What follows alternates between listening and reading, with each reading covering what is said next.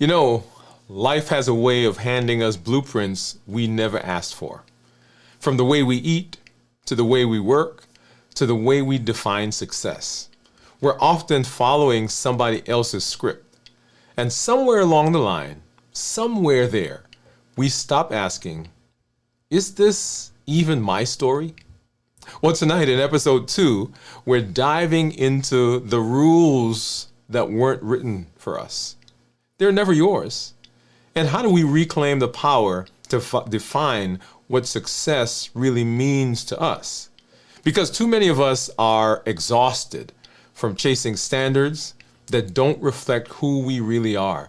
And worse, we're getting those standards, but we still don't feel fulfilled. So here's the invitation. Let's pause. Let's question the rules. And let's start creating from a place of alignment, not expectation. After all, the game you were born to play, that might just be the one that you haven't written yet. Hey, this is Dr. Dwain Woode. That's Wood with an E. The E stands for endocrinology. If you're new to me, welcome.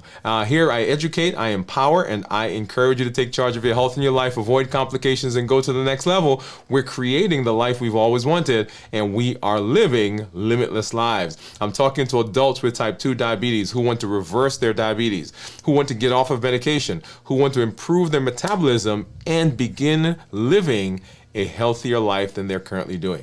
If you're new to me, go ahead and put new in the comments because I'd love to welcome you with a hand clap and some music. And let you know that I am happy that you're here. If you have questions, go ahead and drop those in the comments because we want to answer those. Make sure you put a Q in front of that so that we know that that is a question that we want to make sure that we get to the top of our list as we move through our show tonight. Whatever platform you're joining us from, whether that is LinkedIn or Twitch or Instagram, if you are on Facebook, of course, here on YouTube, welcome to the platform and welcome to everyone. If you are joining us because you saw our content in your social circle, whether it's your church or your community center, your doctor's office, we welcome you. And a special shout out to the Atlanta Berean folks. If you are here, thank you for coming through. And special shout out to those who are from Riverside in Nashville. Thank you for joining us as we are working on improving our health. Well, you know how we do. We've got some important things that we're going to talk about tonight and some things we want to show you. We want to show you what my blood sugars have been doing over the last several days. I've got my monitors off to the side that we'll take a look at. And then, of course, right down below me, that is my Dexcom Clarity Report that we will walk through as we look at what blood sugars are happening. Because this is real-time data, okay? This is real-time data. The other thing I want to do is I want to encourage you, if you've not been there yet, I want to encourage you to get over to our YouTube channel. We've got several things that are going on the channel, and we've made some changes to how the channel is viewed. When you go there, all of the videos that you will see are in the background. So there used to be lots of videos on that first page when you got there, but now those videos are still there, but we've moved them to the background so that you can walk right to the channel, look at that first page, and know how to get started. So let me go ahead and pull that up for you so you can take a look. And so we've adjusted that based on the recommendations for some friends of ours. If you guys are watching, thank you, by the way. And so here is what the YouTube channel page looks like right now, and you'll see there at the top, that is the show that we are doing right now. So Dwain Woode MD Live, that's our flagship show that comes on every Monday at 7 p.m. If you scroll down here, you'll see two playlists, one that says Start Here. And if you are interested in knowing how to get started, how to jump in, how to walk along the path that we've been going, how to get on this journey, this is where you start from right there. Start here. It says Reverse Diabetes and Reclaim Your Health with Dr. Dwain Woode. And this is a curated list of videos that we've done that walks you through the processes that we are teaching and that we're following as we walk along this path. On the second playlist, it says this week's videos on Limitless Living with Dr. Dwain Woode. And so if you want to know, hey, what are we doing this week? I've been gone for a while, or I'm here, but I didn't quite remember what we're doing. The videos for this week will show up there. Right now, you see these are the videos from last week.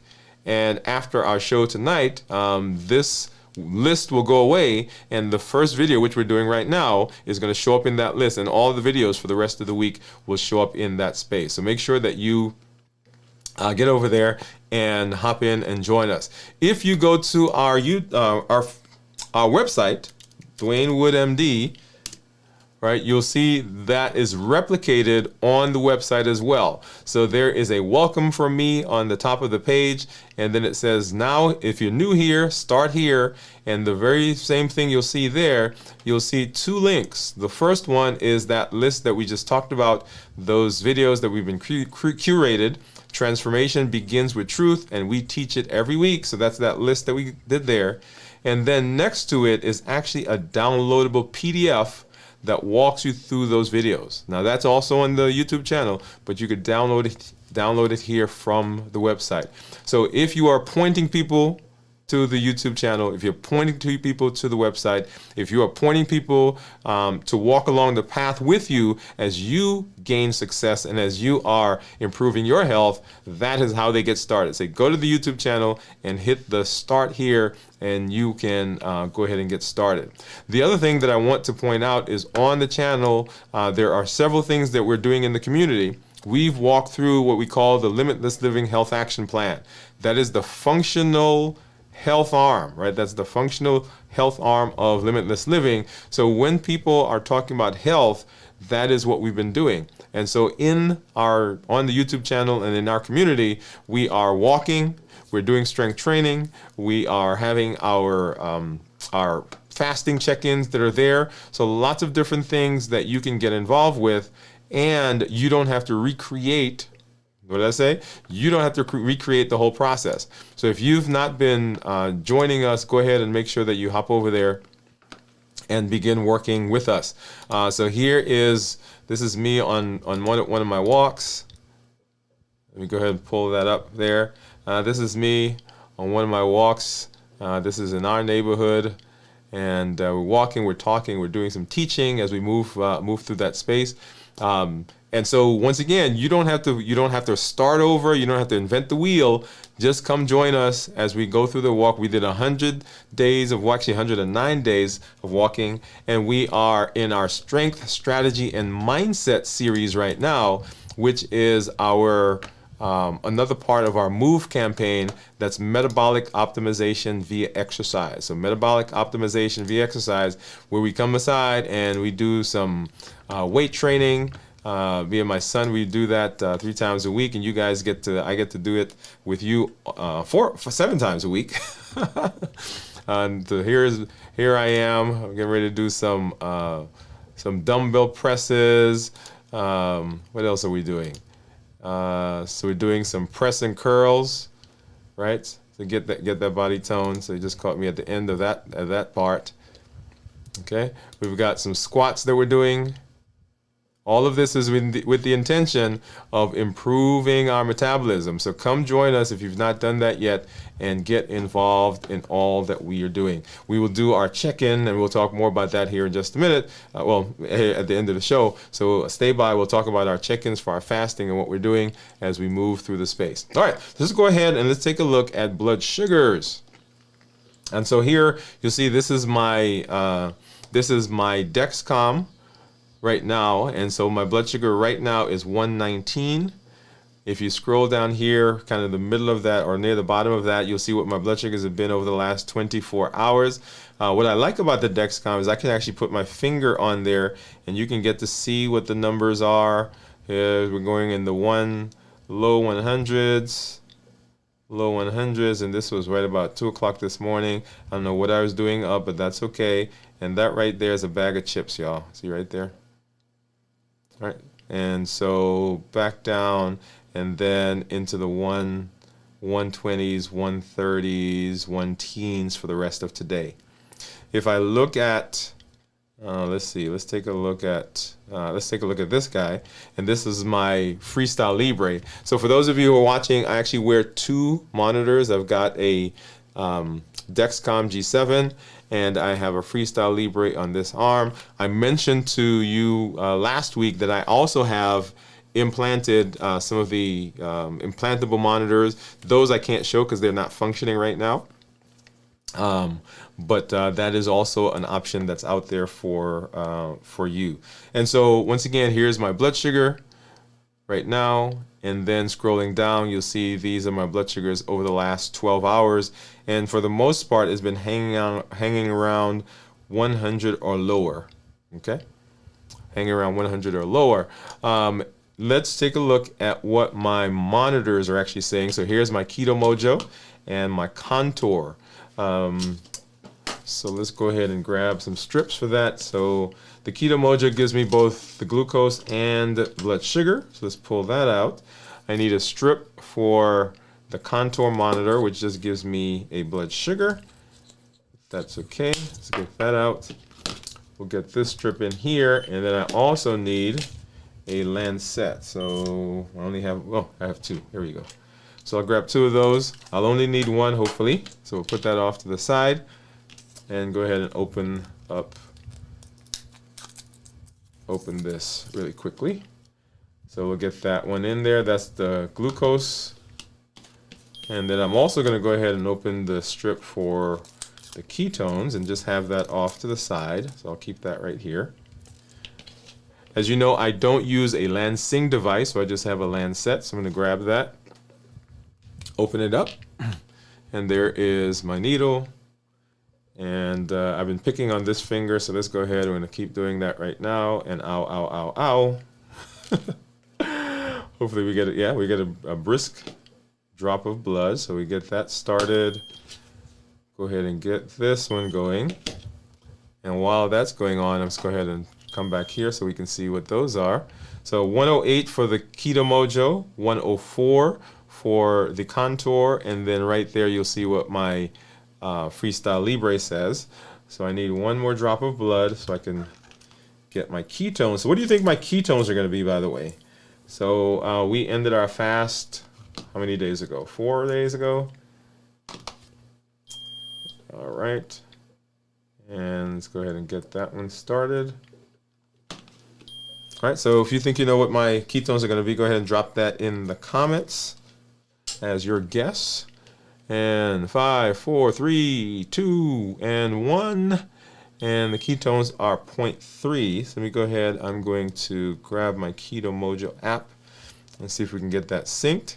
So remember, ketones that are less than 0.5 considered normal, 0.5 to 1.5 considered nutritional ketosis, and then above 1.5 considered therapeutic ketosis. So if you are, and so it just pulled it in. So let me go ahead. I'm going to change views for a minute and just come back here. So, and we're looking at these three numbers, right? So the big number that's right in the middle, and then the two down below. So if you are eating a ketogenic diet, if you are fasting and trying to get into ketosis, if you're eating a fasting mimicking diet, then you want ketones that are 0.5 or higher.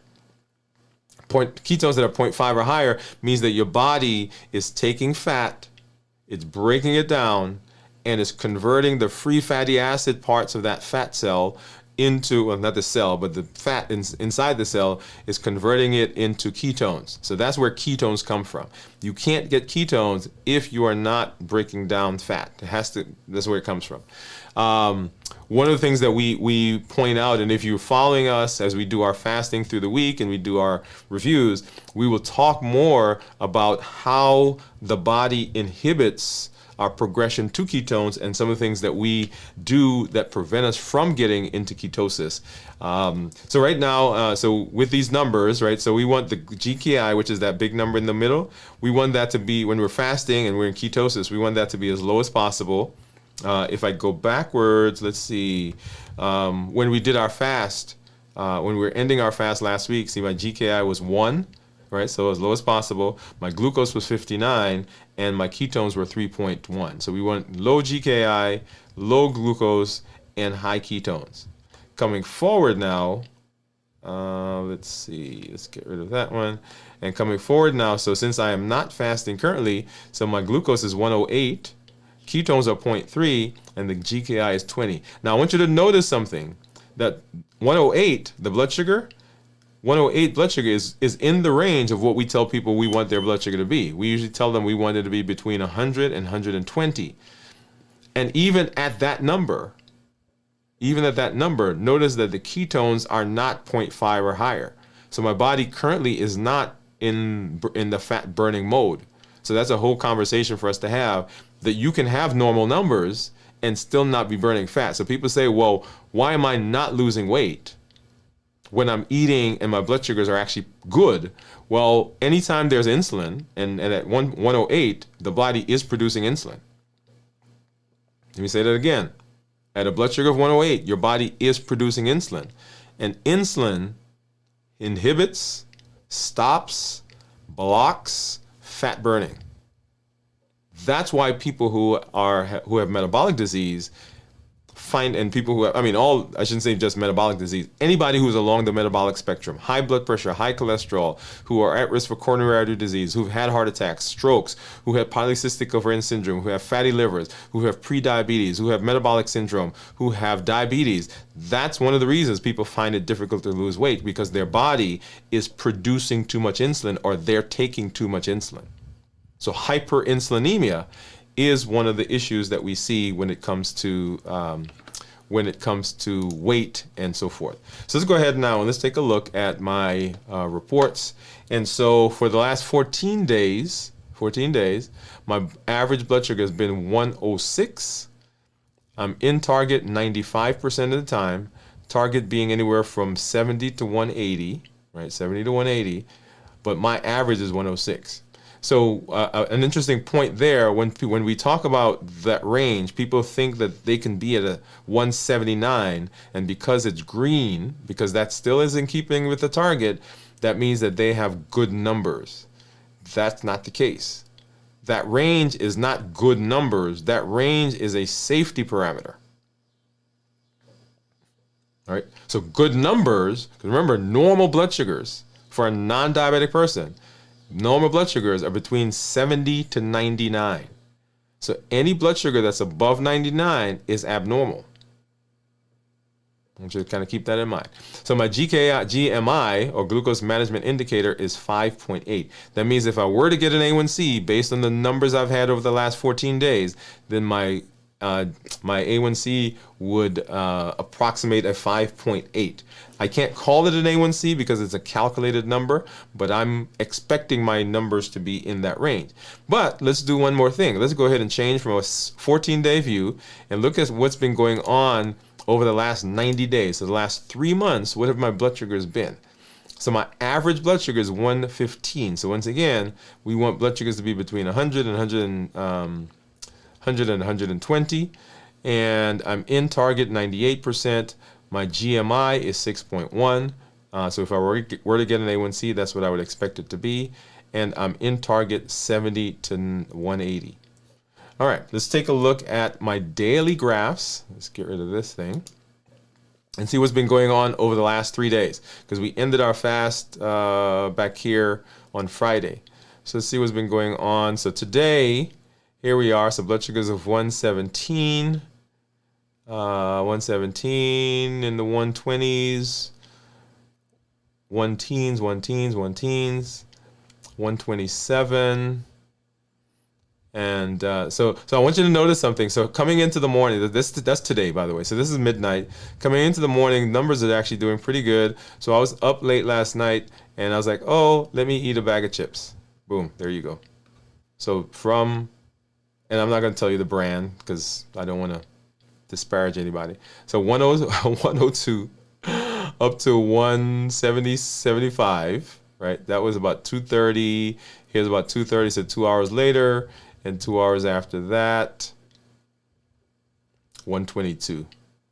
Okay, so that's one of the hang-ups, one of the drawbacks of being up late at night, right? Because how do we stay awake, or how do we keep ourselves going when we are up and we're tired? right? Remember the heat model, habits, emotions, access, and taste? One of the things that we do is we eat. That's a whole nother conversation. All right, and so back into the day before, 1:30s. So this is now Sunday.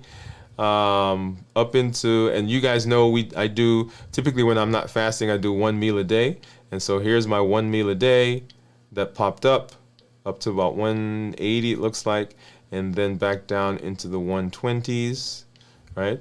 And then coming into that meal, we were in the low 100s, 120s, 130s, right? And going further back now into Saturday, and so here we are, 130s, right?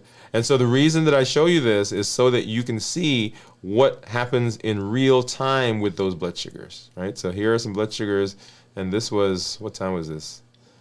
I'm not sure what I was doing up at that time. All right, so 120s, 110s, 120s, and then coming into our fast, or the breaking of our fast, so looks like the highest we got up to was 170. All right, so we ended the fast right about here at the 70s. And you guys, if you didn't see what I ate to break my fast last week, go back and watch that episode. Okay, all right. So that gives you what's been going on with blood sugars as we've been talking over the last several weeks. All right, or last several days, I guess, let me say that. Okay, so let's go ahead and let's say hi to some of our community members. And I do see some of you out there, so let's say hello. Let's see, and Gion, looks like Gion was here first. So she says, hi doctor, hi LLG. Gion, thank you for coming through. And Gion said, thank you, doctor. All you're doing for us, you are so welcome. And Bowie, what's going on? Bowie says, oh, I guess you guys aren't seeing all of that. Hold on, let me back up for a minute. Let's do here. So Gion says, thank you for all that you're doing. And Bowie says, hi, Gion. Gion says, hi, Bowie. Pamela, hello, everyone. Bowie says, hi, Pam. Hi, Pam from Gion. Steve says, hello, folks. Hi, Steve. Gion, hello to Steve. And Gion says 0.3. Gion, did you guess, or were you just repeating what you saw? Because ketones, that was spot on. If you were guessing, very good. And of course, Steve says, do you ketosis? Gion says, Steve, do you ketosis every day? Gion says, why? I hit Dr. Ketones. Okay, yes, so you were guessing. Cornelia says hello, and Bowie says hello to Cornelia. Awesome. Well, good. I'm glad that you guys are here, for all of the community members, as we walk through our discussion. This evening. So our idea of health is regulated. It's influenced by a lot of things that we do. So let's go ahead and let's hop over and let's begin our conversation for this evening.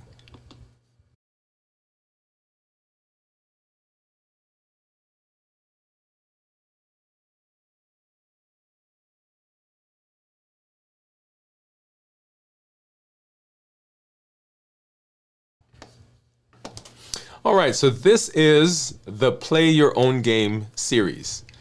And in this episode, the rules were never yours, right? Reclaiming that. How do we begin rewriting that? And how do we begin thinking about that? Because let's be honest, most of us are playing by somebody else's rules. We may not even realize that. We grow up with a scorecard. And the scorecard was handed to us. We inherited definitions of success, definitions of health, definitions of manhood, of womanhood, spirituality, productivity, and we didn't even realize we were handed something from someone else, and that was their game board. And now we're wondering why it doesn't feel fulfilling, why we're exhausted, why we're winning, right? We're achieving those metrics, and still not happy.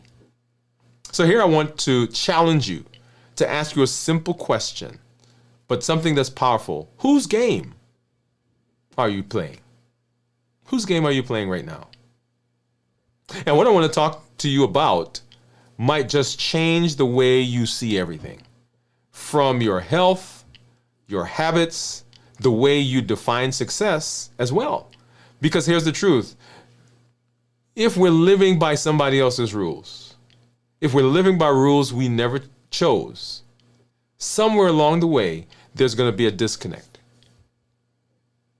Somebody told us what it meant to be healthy. Yep. Somebody told us what it meant to be successful. Somebody told us what it meant to be a real man or a good woman or a productive person. And without ever realizing it, we started performing for a life we didn't design.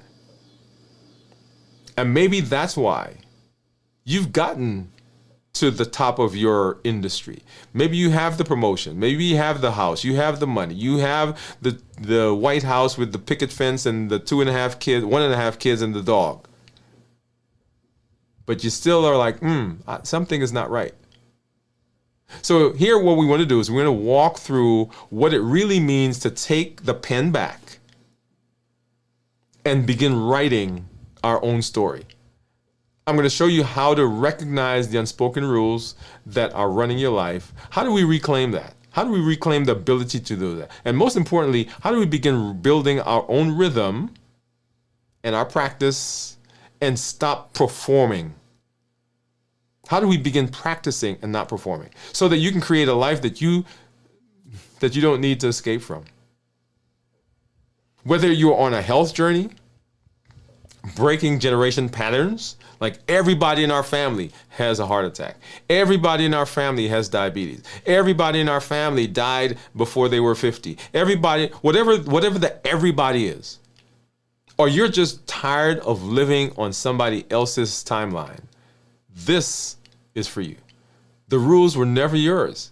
But the good news is you're the author now. Let's jump in. Let's see how we can rewrite and begin talking about what we do as we improve our health. So first thing is the fact that we have to own what we do. But there are some unspoken rules. From the moment we were born, we were surrounded by a script. A good man does X. Success looks like a car, a job, this title, this much money, married, 2 kids, this much money in the bank. Health means being skinny, having visible abs, or fitting into a certain outfit. And if we're not careful, we end up performing for a life we never actually chose. So, can I tell on myself for a minute? And here's an example of us going by somebody else's script. So my son, he was 3, 4, young, 5 years old, something. And so we're at church, and he's sitting, and he's kneeling. Well, he's not sitting. I'm sitting. He's kneeling, and he is. I don't know if we had a coloring book or something, and he's humming. You know how kids do. And there's a lady sitting in front of us, and she turns around and she looks at us. Now, my son is not humming very loud, and I mean, there's a whole nother conversation. And so she turned around and she looks at me, and instinctively, what did I do? I took the crayon, took the coloring book, took my son, put him on the seat, and forced the 3-year-old or 4-year, whatever, I forgot what age he was, forced the 4-year-old to sit through this program because I was uncomfortable with what was going on. Notice it had nothing to do with him. It was all about me. And so just like that, a lot of what we do really has nothing to do with us. as we are walking through the path. It has everything to do with how we perceive people are seeing us. I've had patients come in devastated because their blood sugar isn't perfect. But when I ask what their definition of perfect is, they can't tell me where perfect was or where that came from. But someone said, hey, your blood sugars, and they gave whatever. And so we go and we look, and their blood sugars are 105, 106. Now, we've said here in this space that we want blood sugars to be between 100 and 120. A normal blood sugar is between 70 and 99. And so when we're looking at the parameters, and we'll talk about this here in a minute, there are some standards that we want to keep. We're not throwing the baby away with the bathwater. But the question is not the standard, but why are we following the standard? Do we understand what it means? We're operating off of rules that came from a magazine, a relative, a fitness influencer, or even a well-meaning physician. Not what we have created.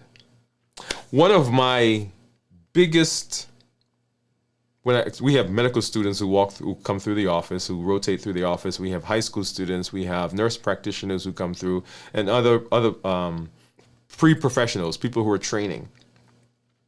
And one of the big lessons that I try to teach is that when I have someone who comes into the office, the very first conversation we have with them is not really about where the goalpost is for blood sugar. And we're talking now specifically diabetics, right? Because we have people who come for lots of different reasons. When I have somebody who I'm talking about metabolism, or someone who's talking about weight, or someone who's talking about heart disease or blood pressure, right? My first conversation is not what the goalpost is. My first conversation is, do you understand how your body works? Because if I can get you to understand how the body works, and then we talk about what the goalposts are, you get to make decisions about how we get there successfully based on your lifestyle, based on how you live, based on your personality.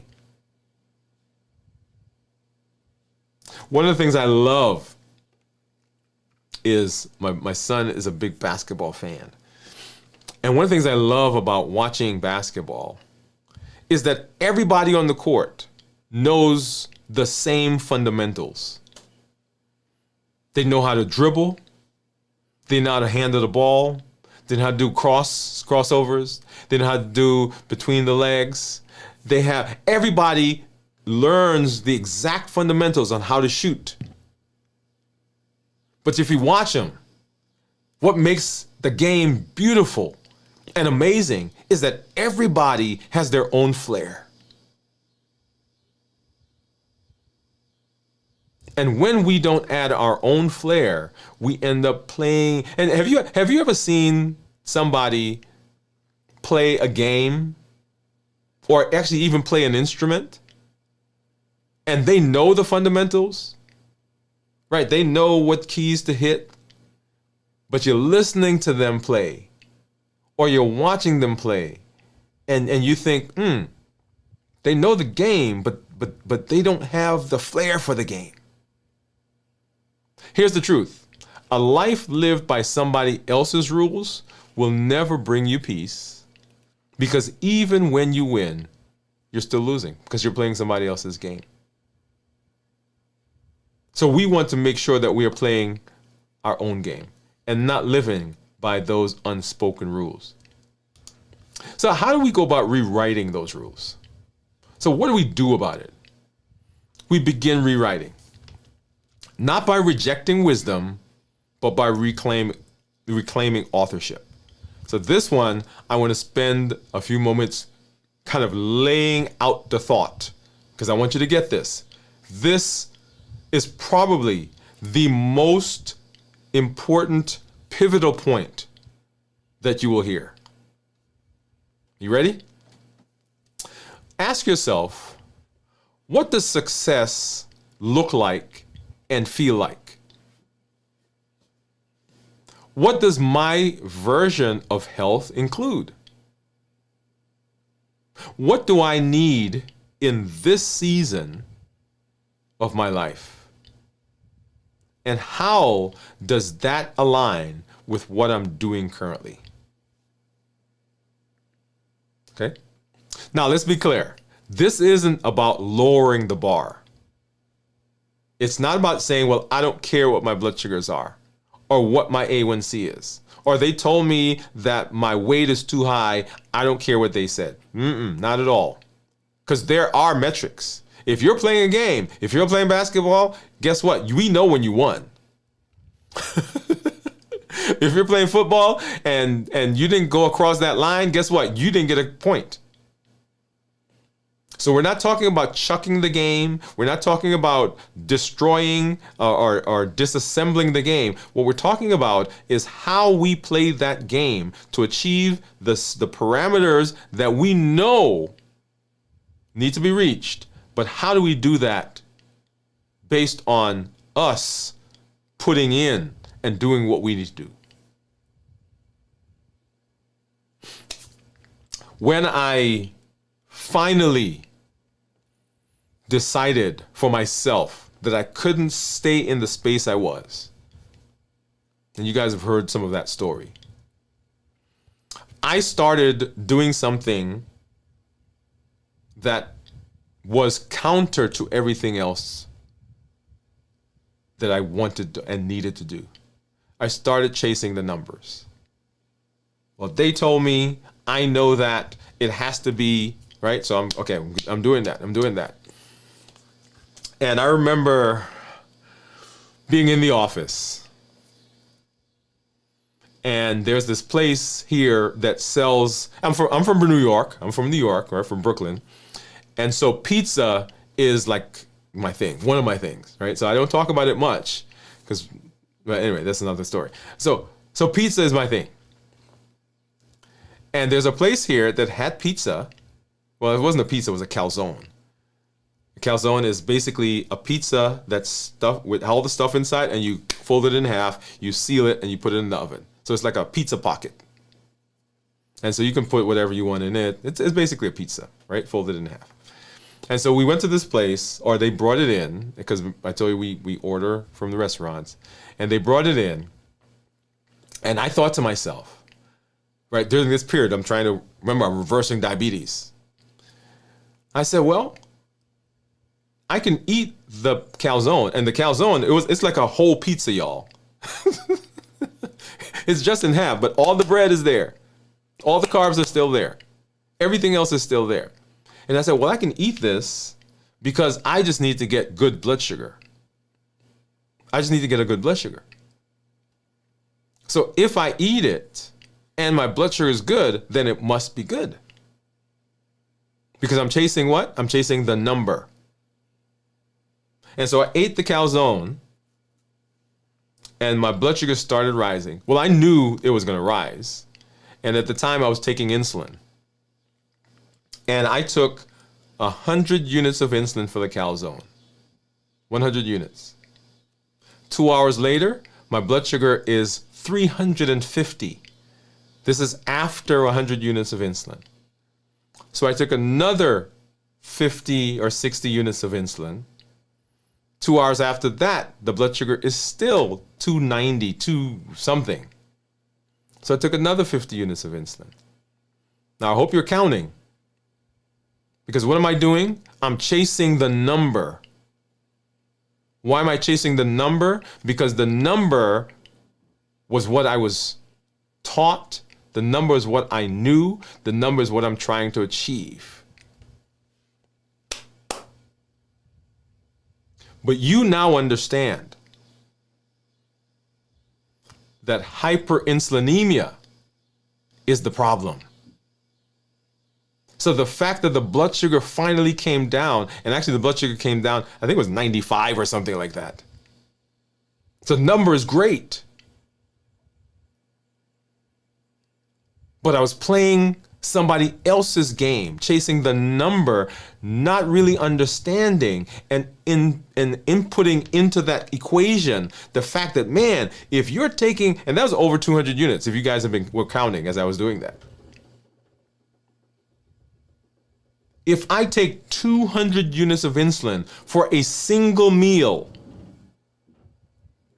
how much weight do you think I put on for the next 2-3 days? How much does my appetite get stimulated over the course of that 24 to 36 hours?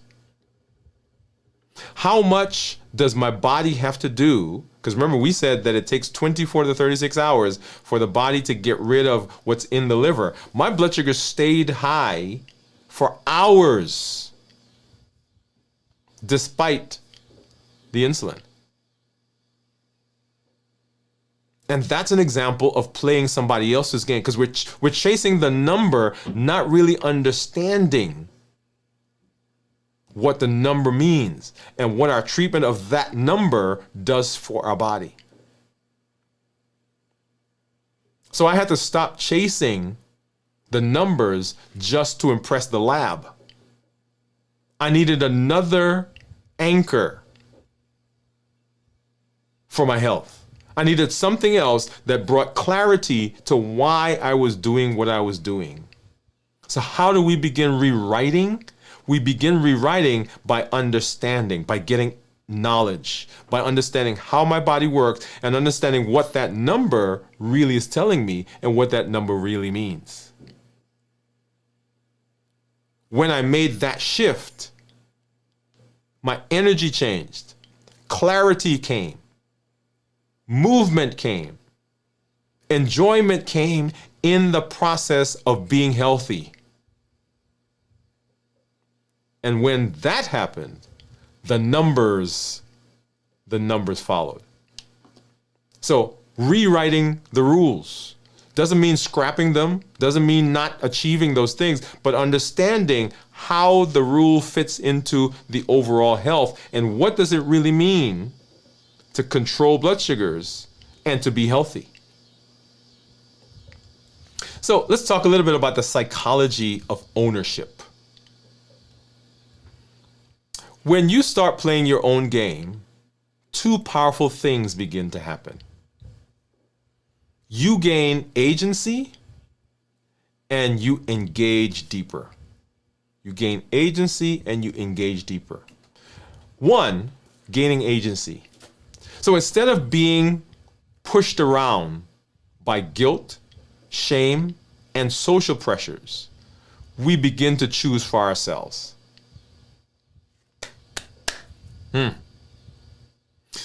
So I have a lot of patients who do cruises. As a matter of fact, I have a couple of patients who do like long cruises. I'm talking 6 months, like around the world. They're down to South America and back, and just long cruises. And people who do cruises have all kinds of metabolic dysfunction diseases. So diabetes, for example. So can you imagine letting loose a bunch of diabetics on a cruise ship? Because there's food everywhere, right? Because food is always there. And somebody's told me recently, they said we learned that the desserts are always there, and the desserts, they look good, but they don't always taste as good as we thought they did. When people understand, when they are taking ownership, when it is their plan, they gain agency. They're no longer pushed by guilt that says, man, if I eat that, I'm a bad person. Or, oh, I shouldn't have done that. Or they told me not to do this. Or everybody's with me, because they go into groups. Everybody's with me, so I can't do it right now. I can't eat it. And when everybody goes to their rooms, when everybody is doing something else, you kind of run by on the ship, right? It's like you're skulking around and you're grabbing food everywhere, right? There's all the different ports. You're grabbing stuff and you're eating so nobody can see. Because you're not living your own game. You're not playing your own game. But when it is your plan, you get to say, I'm going to eat that thing, but I'm not going to eat that one. I'm going to eat this, and then I'm going to exercise. I'm going to eat that. I'm going to take some medication, but that one I'm not going to eat because I don't want to have to take any more medication. Notice what's happening. You are choosing at that point how you manage your disease. Why? Because it's your plan. It's your game. We're shooting for the same goals, but I'm shooting for it my way. So we gain agency. Number 2, we engage deeper. Studies show that when people define their own goals, they're more likely to achieve them and sustain them. One of the things I do when I have younger patients who come in for diabetes is I will say to them, I want you to pick an A1C. Now, sometimes the parents are not, and sometimes their doctors are like, oh no, let's not do that, right? Because they'll come in A1C of, I don't know, 10, 12, and we want an A1C down into 6, right? 6.5 is what we tell folks we want an A1C to be. So they'll come in, 14-year-old, 15-year-old, 16-year-old, sometimes 20-year-old, and I'll say, hey, your A1C is 14. I want you to pick an A1C that we're shooting for. And they'll pick, right? They'll pick an A1C like 5. And I'll say to them, well, I think you can pick that, but I don't know that we're going to be able to achieve that right now. Notice. I want you to listen. And they said, what do you mean? I said, I want you to pick a realistic A1C that you think you can achieve. And they said, you mean like not a normal one? I said, yeah. What A1C do you think you can get to? And their A1C is like 14. And they'll say, I think I can get to 11. And I'll say, okay, let's shoot for 11. Do you know why? Because if I say, let's shoot for a 7, they don't own that. That's my goal. And there is no buy-in. There's actually resistance. But I said, A1C of 11, are you sure you can get to 11? They're like, I can do 11. I said, you sure you don't want to shoot for higher? No, I could do 11. And they now have buy-in. They have chosen the goal. The goal is moving us in the direction that we want to go. And they engage deeper. So when they come back, they're like, man, I told you I can get to an 11. I said, yeah, you did. Because it's no longer an obligation. It's about alignment. And so for your disease, for your metabolism, for your weight, for your blood sugar, your buy-in is important.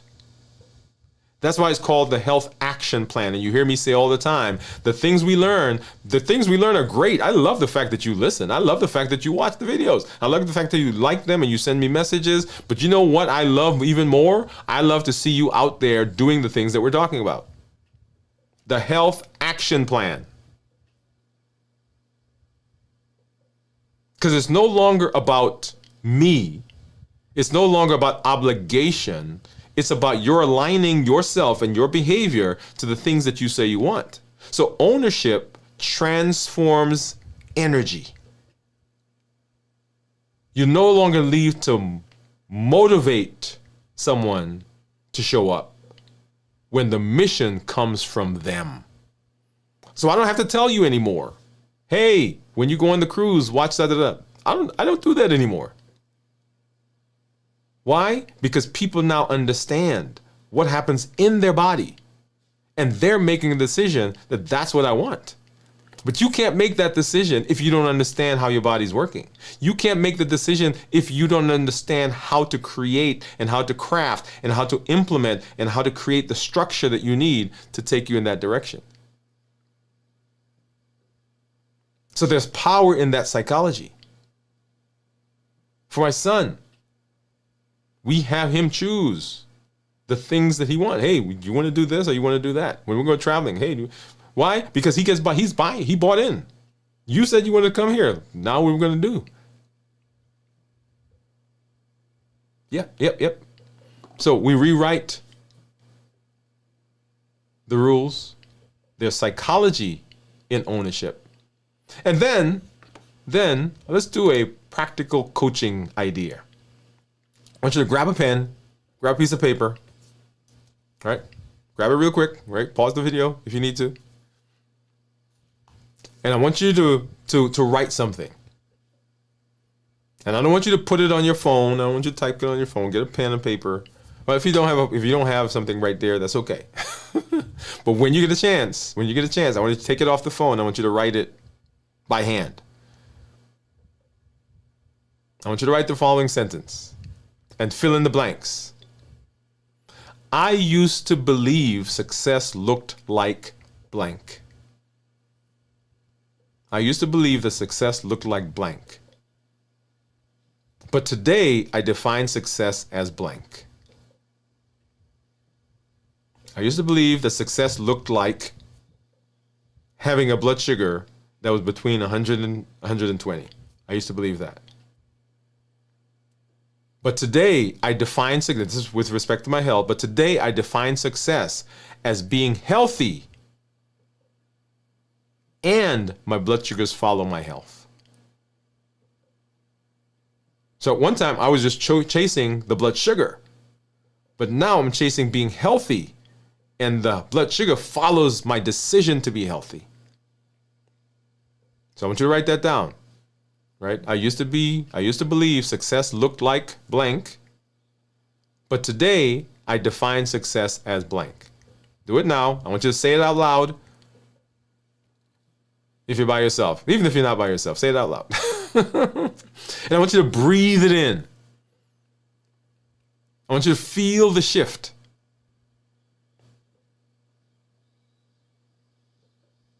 And here's a kind of a follow-up. If you were playing my game,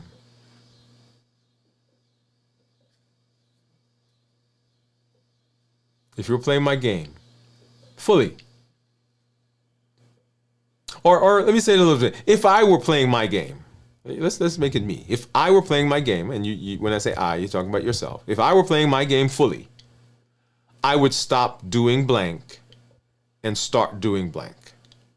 Right. So the first one is I define success. I used to define success as blank.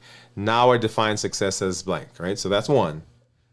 And the second one is if I were playing my game, I would stop doing blank and I would start doing blank. This one right here, if I were playing my game, this one can change your life. Because this one is transformational. It's not about the other person anymore. It's about me. If I were playing my game fully, I wouldn't do this, but I would do this thing.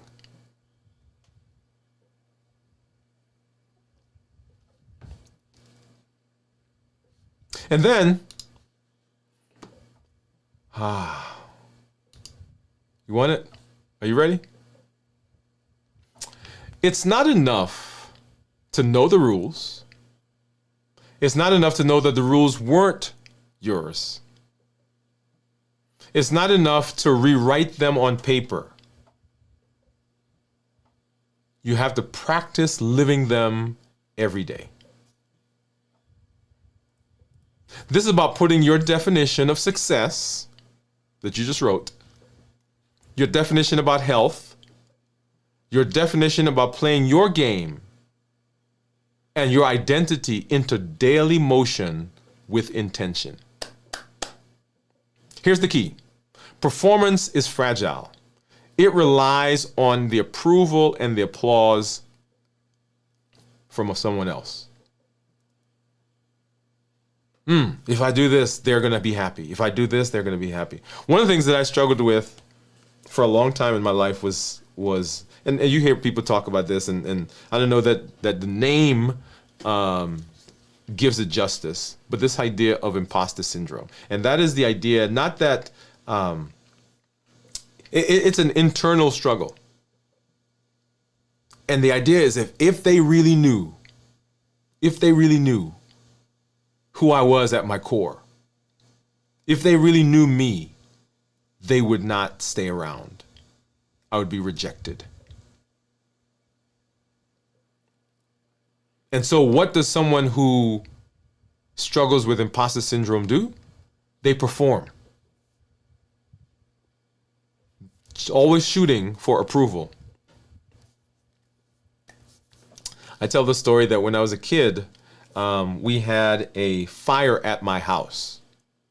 We did. Now, I'm going to jump in right here and say that it was not my fault. And I'm sticking to that story. Okay, despite what my sister says, it wasn't my fault. But we had a fire at the house. And some things got burnt up. It's funny now, but it wasn't funny back then. And my dad, I remember coming home, and we got everything all fixed, and insurance kicked in and so forth. And I remember coming home later, another time after that, and my mom said to me, but now I'm 9 years old or thereabouts, and my mom said to me she smelled gas. And so I went downstairs. We had a basement, and I went downstairs. I found the gas, turned off the pilot and all the stuff. So my dad comes home, and my mom is telling him the story. And she said, and Dwain went downstairs and he turned off the gas. And she said, well, I don't even know how he knew how to do that. And my dad, without batting an eye, said, that's because he's a Woode. That's me. I'm a Woode, by the way. And do you know what the most powerful thing that I remember that pushes me now is the idea that I'm a Woode? That my dad owned me. That my dad claimed me. He's saying he knows how to do it because he's my kid.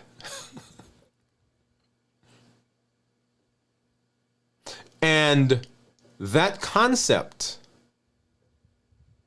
pushes me sometimes to this day, as old as I am, because I am my dad's son. I'm a Woode. Now, there are positives to that story. You guys hear it, right? But sometimes, if we're not careful, our desire for approval, when we chase the approval of other people, sets us up for difficulty because it forces us to perform. And performance is fragile because these set of people may like your performance, those set of people may not. These set of people may think you're great, these set of people may not. But practice is resilient. It shows up even when no one's watching, because it's rooted in identity. And so now, back to the story of I'm a Woode. My job, my goal is not to perform because I'm a Woode. My goal, my job, and my desire and my being is to produce, to practice because I'm a Woode. Notice this change in thoughts. I have to do it because I'm a Woode. No, I'm doing it because I'm a Woode. So it shows up differently. Even when nobody's watching. Even when I'm not performing. I'm a Woode. And so who are you at your core? When you switch from performing to practicing, you begin to live your values rather than living your insecurities. Your new rule book needs repetition, it needs structure, and it needs your grace, not perfection, by the way. Here's something I want you to try every evening. You ready? Here it is. I want you to ask a couple questions. Did I live by my rules today? Number one. Number two. So what did I live by my rules today? Number one. Number two, where did I default to somebody else's script? Where did I default to somebody else's script? What do I want to repeat tomorrow? And what can I release? What do I want to repeat tomorrow? And what can I release? So let me give you those again. Number one, did I live by my rules today? Number two, where did I default to somebody else's script? Number three, what do I want to repeat tomorrow? And what can I release? Remember, we're no longer chasing the old win. We're creating a life that feels like us. One consistent action at a time. Listen, the rules that we live by, many of them, were never ours. But the pen is now in our hand. We don't need permission to change the script. We need courage. We need clarity. We need community. We are living so that our rhythm, our alignment, and our structure are all taking us in the direction that we need to go and the direction that we want to go. And remember, you weren't born to fit into somebody else's game. You were born to play your own game. So let's take back now the power and begin writing our own script. And we begin by playing our own game.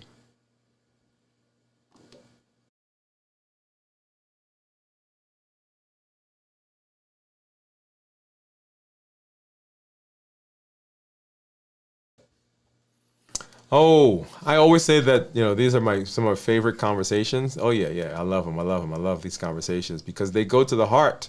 They go to the heart of how we do the things that we do. So let's go ahead and let's hop over. Let's say hello to some of our community members. I see you guys having some conversations out there. So let me see. Let's see. Where did we stop? We stopped here. Hi. Okay. So Cornelia says, "Hi, Bowie. I'm on my way home with my family. I'm just popping in to say hello to everyone." Well, thank you for coming through, Cornelia. Steve says, "I'm at 4.2 right now." So Steve, that's his ketones. So he is well into the therapeutic ketosis range. Gion says, "Hi, Cornelia."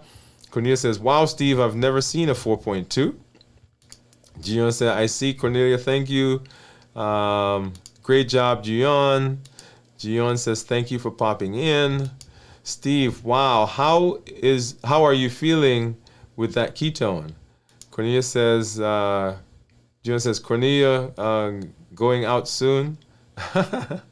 Steve, I don't know how these ketones work. That's the highest I've ever seen.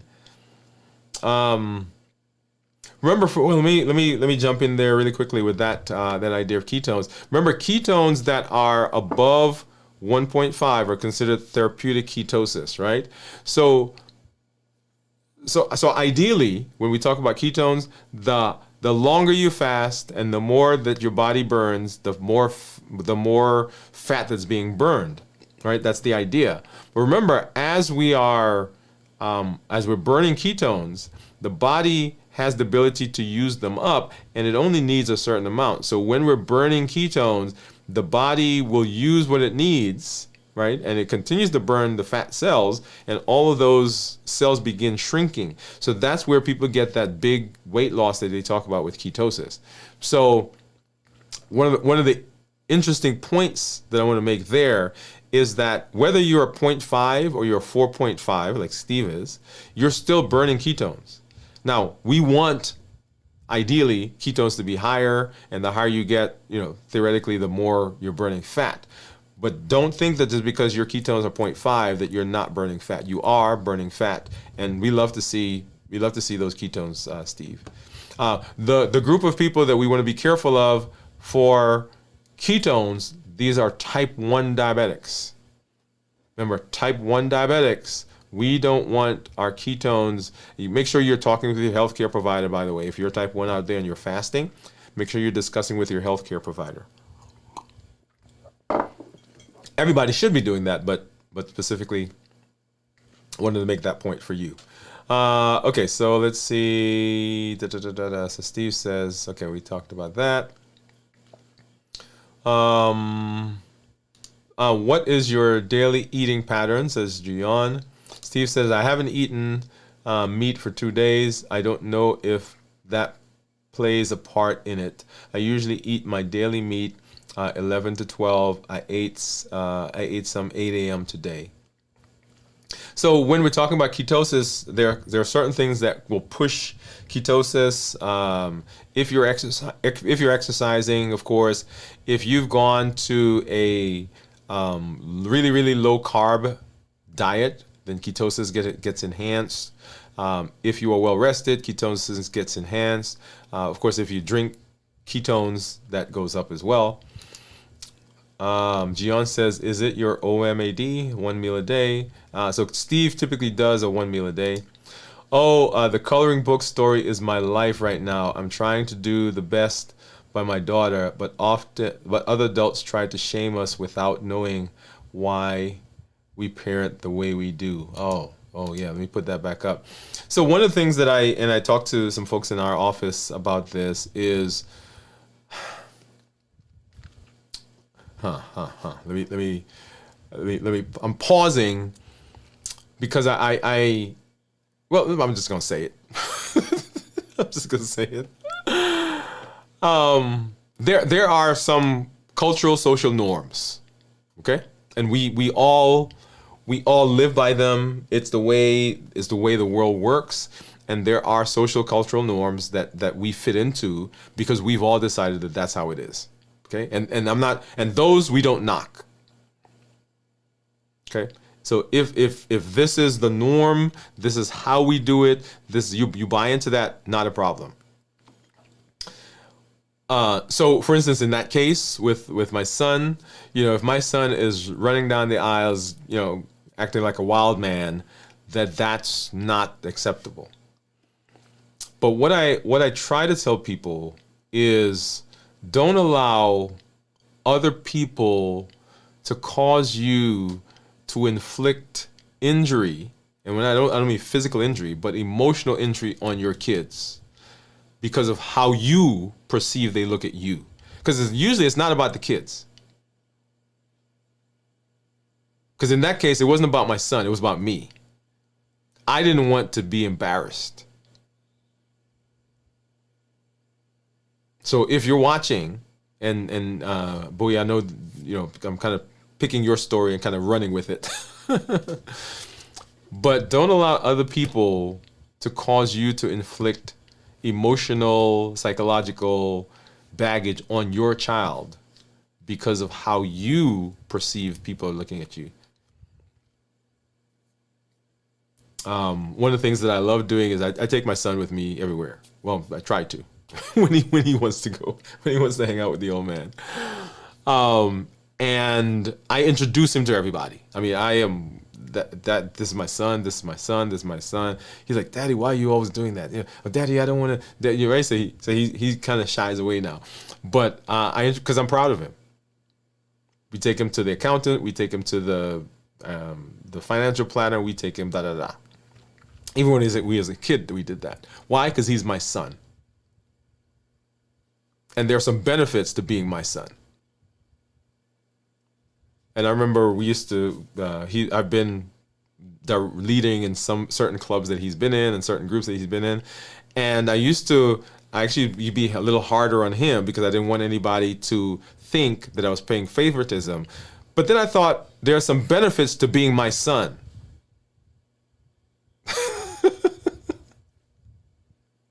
There has to be some benefits to being my son. So don't let people, yeah, anyways, you got me on one of my rants. So coloring book. Okay, so Steve, let's go back over here. Steve says, oh, let me take that off. That one, put it over here. There we go. It was today. It could have been the kimchi I ate. Steve says 8. Oh, I see. Kimchi good. Steve says, yes, it is. Bowie said, I remember working in a pizza place and our recipe for one calzone was half the dough for a whole large pizza. Oh, yeah, calzones, I love them, but y'all, they are something else. Ooh, let me put that back. Okay, there we go. My family does this. They use diabetic medications to eat more carbs, heavy foods, and look at me like I'm crazy for reducing my carb load. So one of the interesting things there is that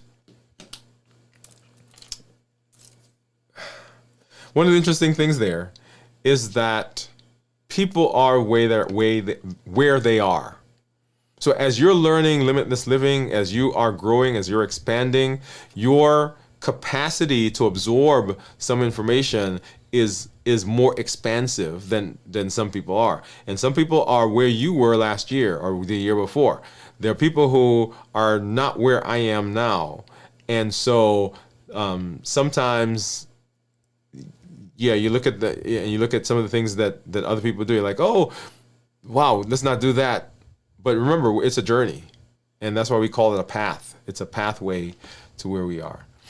She said, actually, my husband said my daughter didn't eat the money worth. Oh, let's see, money worth for only eating 1 slice and 2 garlic knots. But that is a good portion for an 8-year-old. Oh, he didn't eat the money's worth. Okay. I used to obsess with my weight. It says from Ji-Yeon. Numbers, but I am now defining success by understanding myself and how the body works. Yes, that is the key. And being honest by myself. I'm so inspired. What your father said. Yeah. He was my dad talked. My dad talked a lot. Somebody said, hey man, do you work out? Yes, we do. Find us, Strength, Strategy, and Mindset is our series that we're doing right now. So yes, we do work out. Gian says, Bowie, what is coloring book story? Oh, that was the story I was just telling about my son being in church and coloring and somebody turning around and looking at me and me making a decision to do something different. Okay. All right. Well, that is our conversation, right? The conversation is all about playing our own game. Remember, you don't have to play other people's games. We get to write the story. We're not chucking the standards. We're not chucking the goals. We're not destroying the game. All we're doing is we're designing the game that is consistent with how we need to do it. And part of that is understanding what the goals are and understanding how our body works and how is the best way for us to get there. Because when we have buy-in, we get agency, and we get a deeper connection to that goal. That's the idea. Because our conversations about our health and our thoughts about our health can be it's disconnected, and there's friction because we don't understand how it's supposed to work. And people keep telling us a particular thing, and we're trying that thing, but there is some disconnect there. But when we understand and we have buy-in and we have designed that game, guess what? Oh, the sky, y'all, is the limit. And so that's why we educate, we empower, and we encourage. We educate with the shows, with the blogs, with the podcasts, all the things that we do. We empower with the tools that we learn. The Limitless Living Health Action Plan, Balanced Bites. When we talk about creating a meal, we did the seven-day menu that we created, being emotionally present, being mindful eating. All of those are tools on how we go about setting ourselves up for success and moving down the path and putting to practice the things that we're learning. Because it's great that you're learning it, great that you're listening, but are you putting it into practice? That is where the key is. It's not just about performing, it's about practicing.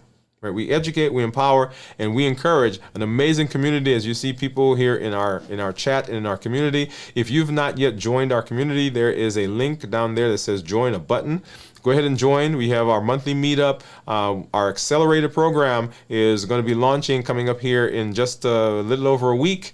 As we move into a little over a week, actually, 2 weeks, as we move into that space. So pay attention to that. It'll show up on our website. It'll show up on the YouTube channel for you to be able to sign up and to get into that. Make sure that you are joining us. Tomorrow we will start our fast. We'll do our check-in. You get to see what I eat for the last meal before the fast begins. We'll do our check-in around 1:30, 12, between 12 and 1. On tomorrow, on Wednesday, and on Thursday. Wednesday night, we'll do our check-in here as we continue walking through the process. Thursday night, we do our check-in. And then on Friday, we will have our complete review of fasting, how to prepare for the fast, how to get through the fast, and then, of course, how to break the fast. On Saturday, we'll have video from the vault at 9 p.m. Saturday night. And then on Sunday, This Week in Review. If you want to keep up with us, as we go through the week, go ahead and make sure you watch the playlist that says this week's videos. This one is going in there right after we finish here, and it'll be the only one that's in there right now. So if you want to know where we are, that's where we are. And then as we do videos for the week, it'll show up in that list.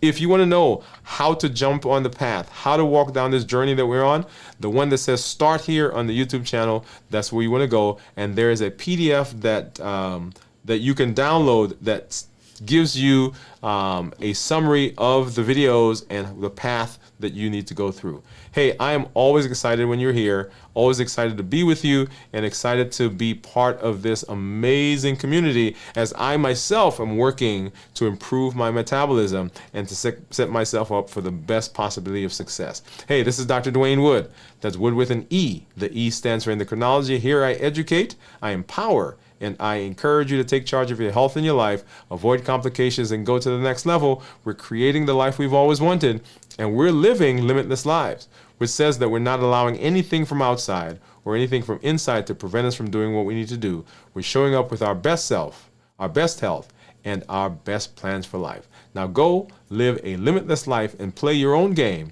and we'll see you later this week in our episodes and in our community. Good night, everybody.